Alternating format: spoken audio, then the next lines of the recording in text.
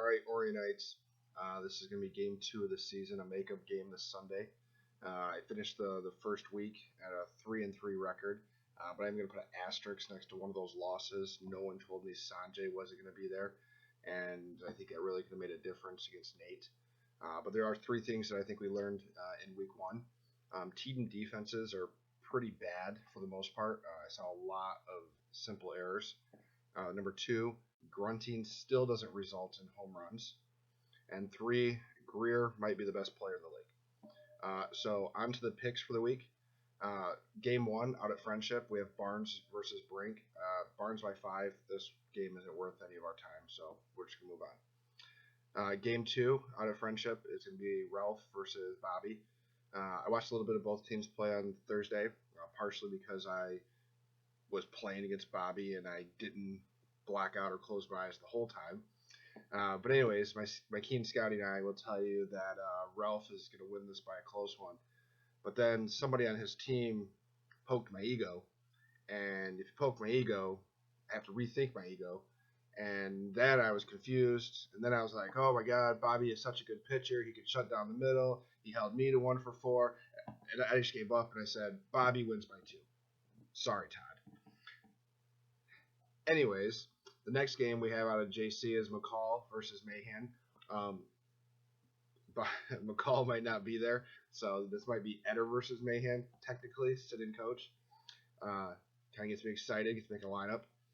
Anyways, this one could be exciting. We're going to see some fireworks. I'm predicting 8 home runs, which is amazing because the league leader right now has 1, and he's all alone. And that's only if the wind allows for it, though.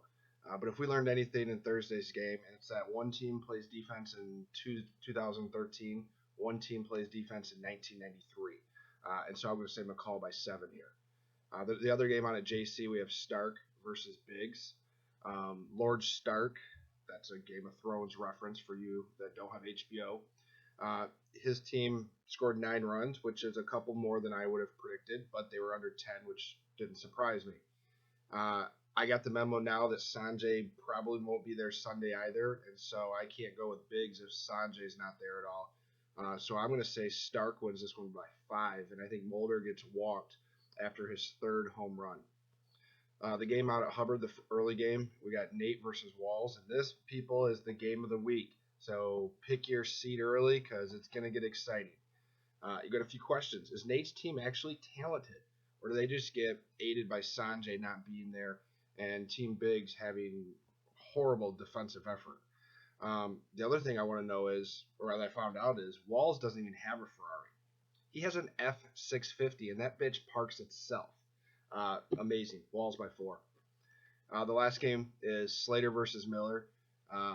Slater, I don't know if you let me down or if you ran into a buzzsaw, but I can't pick it twice if that's going to happen.